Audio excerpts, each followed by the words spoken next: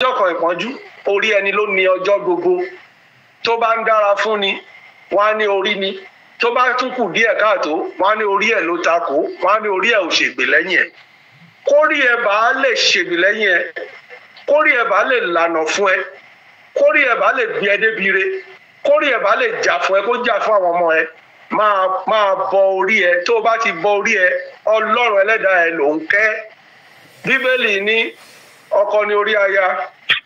Ó ní bí Kristi pàápàá ṣe jẹ́ orí ìjọ. Ta ni ìjọ Ọlọ́run? Èmi àti ìwọ ni ìjọ, kì í ṣe building níjọ. So orí ẹ òun ni Kristi. Kristi yẹn ni àpẹẹrẹ Kristi yẹn ní tá à ń rú kiri tá à ń pè lórí. Ọ̀nà kan láti pàrọwà sí Kristi Jésù òun ni ká máa kẹ́ ẹlẹ́dàá yìí. Níjọ́ tí bàbá yẹn wá, ó sọ fún mi, ó ní kí n bá ti dìde, ó ní kí n lọ sọ fún ìyá mi pé kí ìyá mi bá mi bọ orí mi, kó lọ ní ìka ẹja aborí, kó ní omi tútù, kó ní iyọ̀, kọ́gùn iyán, kọ́gùn sínú ọbẹ̀, kọ́ ṣe ọbẹ̀ ẹ̀gúsí pẹ̀lú èbù ẹran náà mọ̀, pé kí ìyá mi bá mi fi bọ orí mi. Mo kúkú wá gíù. Mo bá bàbá yẹn á gíù, mo ní ìyá mi ò mọ̀ ọ́ ṣe torí alákọ̀wé ní ìyá mi.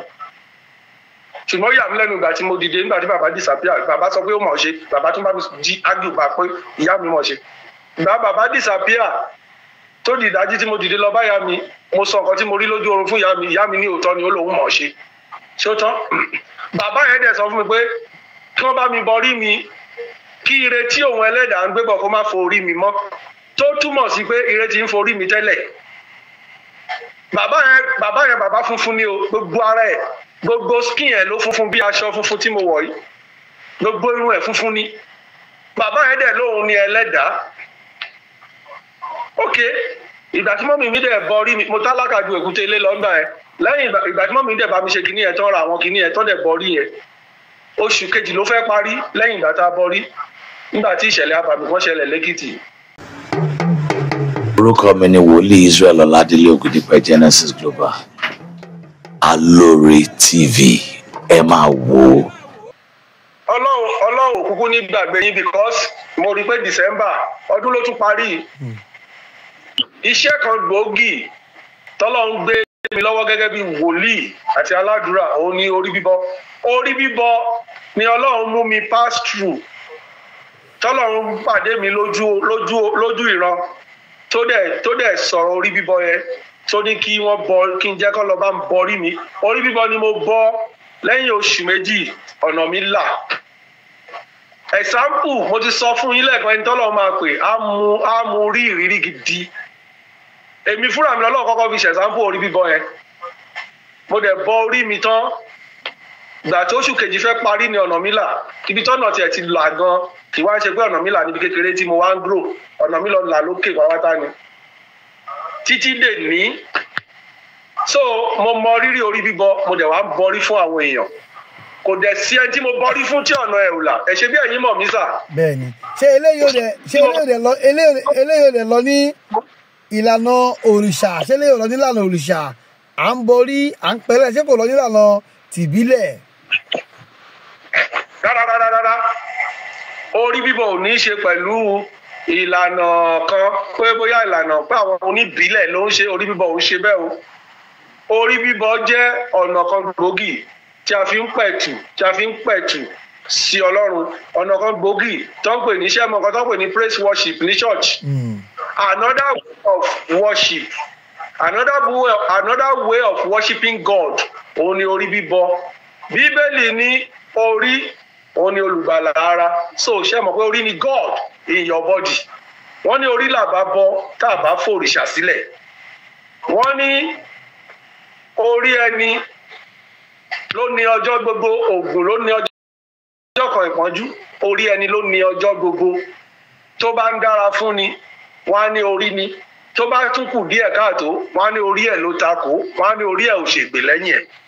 Kórí ẹ̀ bá lè ṣègbè lẹ́yìn ẹ̀, kórí ẹ̀ bá lè lànà fún ẹ, kórí ẹ̀ bá lè gbé ẹ débi re, kórí ẹ̀ bá lè jà fún ẹ, kó jà fún àwọn ọmọ ẹ, máa bọ orí ẹ. Tó o bá ti bọ orí ẹ, Ọlọ́run ẹlẹ́dàá ẹ ló ń kẹ́. Bíbélì ní ọkọ ní orí aya. Ó ní bí Kristi pàápàá ṣe jẹ́ orí ìjọ. Ta ni ìjọ Ọlọ́run? Èmi àti ìwọ ni ìjọ, kì í ṣe building ìjọ. So orí ẹ òun ni Kristi yẹn ni àpẹẹrẹ Kristi yẹn ní tá à ń rú kiri tá à ń pè lórí ọ̀nà kan láti pàrọwà sí Kristi Jésù òun ni ká máa kẹ́ ẹlẹ́dàá yìí. Níjọ́ tí bàbá yẹn wá ó sọ fún mi ó ní kí n bá ti dìde ó ní kí n lọ sọ fún ìyá mi pé kí ìyá mi bá mi bọ orí mi kó lọ ní ìka ẹja aborí kó ní omi tútù kó ní iyọ̀ kọ́gùn iyán kọ́gùn sínú ọbẹ̀ kọ́ ṣe ọbẹ̀ ẹ̀gúsí pẹ̀lú èbù ẹran náà mọ̀ pé kí ìyá mi bá mi fi bọ orí mi. Mo kúkú wá gíù mo bá bàbá yẹn gíù mo ní ìyá mi ò mọ̀ ọ́ ṣe torí alákọ̀wé ní ìyá mi. Ṣùgbọ́n ìyá mi lẹ́nu ìgbà tí mo dìde nígbà tí bàbá disappear bàbá sọ pé ó mọ̀ ọ́ ṣe bàbá tún bá mi jí ágíù bá pé ìyá mi mọ̀ ọ́ ṣe. Ìgbà bàbá disappear tó di ìdájí tí mo dìde lọ bá ìyá mi mo sọ nǹkan tí mo rí lójú oorun fún ìyá mi ní òótọ́ ni ó lóun mọ̀ ọ́ ṣe. Ṣé ó tán? Bàbá yẹn dẹ̀ sọ fún mi pé kí wọ́n bá mi bọrí mi kí ire tí òun ẹlẹ́dàá ń gbé bọ̀ kó má fo orí mi mọ́ tó túmọ̀ sí pé ire ti ń forí mi tẹ́lẹ̀. Bàbá funfun ni o gbogbo ara ẹ̀ gbogbo skin ẹ̀ ló funfun bí aṣọ funfun tí mo wọ̀ yìí gbogbo irun ẹ̀ funfun ni. Bàbá yẹn dẹ̀ lóun ni ẹlẹ́dàá. Ok ìgbà tí mọ́mì mi dẹ̀ bọrí mi mo tálákà ju èkúté ilé lọ́gbà ẹ̀ lẹ́yìn ìgbà tí mọ́mì mi dẹ̀ bá mi ṣe kinní ẹ̀ tán ra àwọn kinní ẹ̀ tán dẹ̀ bọrí ẹ̀ oṣù kejì ló fẹ́ parí lẹ́yìn ìgbà tá a bọrí nígbà tí ìṣẹ̀lẹ̀ abàmì kan ṣẹlẹ̀ lẹ́kìtì ní òṣèlú tẹ́lẹ̀ kó tó dìgbà ẹ̀ gómìnà tó wà lórí oyè ó gbọ́ orúkọ mi ó ní kán wá mi rí fóun ẹgbọ́rú ẹ̀ rí gómìnà tí mi ò mọ̀ tí mi tí máa ṣòṣèlú ó gbọ́ orúkọ mi ó bẹ̀rẹ̀ sí béèrè kiri ta ló ń jẹ́ ẹni báyìí ta ló ó ní kán wá mi rí wọ́n wá mi kàn wọ́n mú mi lọ sí iwájú ẹ̀ bí mo ṣe dẹni tó ń bá àwọn gómìnà jókòó dé nínú ẹ̀.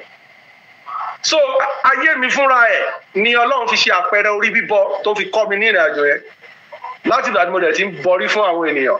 Lọ́dún tó kọjá mo bọrí fún ọkùnrin kan ní London máa yẹn lẹ́yìn oṣù 5 testimony ẹ̀ wà bí 9 flat ló rà ní Ìkọ̀tún ní Èkó 9 bedroom flat lọ́lọ́run ti fún lẹ́yìn ìgbà tó bọrí. Mélòó bẹ́ẹ̀ ẹni tó ní Ọlọ́run ẹni tó ní wọn tàún lọ́rẹ rí ní US tó bọrí tán tó lọ sí church àti alàgbà àti olùṣọ́ gbogbo fún ní $200 $100 ó ní bọ́yẹn bẹ̀rẹ̀ sí fún un lówó ní ẹ̀ ó ní wọ́n fún un lówó láyé o. Mélòó ni mo fẹ́ sọ torí àkókò orí bíbọ jẹ́ ọ̀nà kan tí wọ́n fi ń pàrọwà sí Ọlọ́run orí bíbọ is sacred ó wà sacred nǹkan tẹ̀mí ni kì í ṣe nǹkan tí ẹ̀sìn kan àbí èkejì. God bless you. Nọ́mbà yín lẹ́ẹ̀kan sí kí ló bá lọ nọ́mbà yín lẹ́ẹ̀kan sí. Nọ́mbà mi ò yí padà tó o bá sí lórílẹ̀‐èdè Nàìjíríà wàá kọ́kọ́ tẹ +234 so nọ́mbà mi ni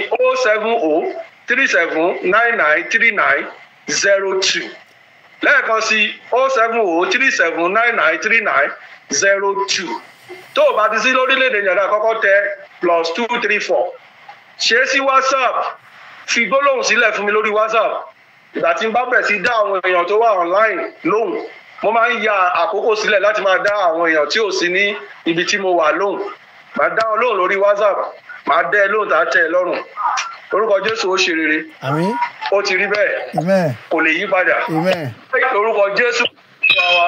àmín àmín. Orúkọ mi ni Wòlíì Israel Ọládélé Ògúndípẹ̀ Genesis Global Alore TV ẹ máa wo ẹ̀kọ́ pọ̀ ń bẹ ìrírí ayé pọ̀ ń bẹ òtítọ́ pọ̀ ń bẹ ohun tó lè gbéyàn dìde tó máa múyàn kúrò nínú àṣìṣe ó pọ̀ ń bẹ. I am confirming Alore TV. The more you know, the better you become. Alore TV. Alore TV. Alore TV. Nílé nílé òkúre, ẹ máa wò ó. Ètò tó kọ́ni lọ́gbọ́n. Ètò tó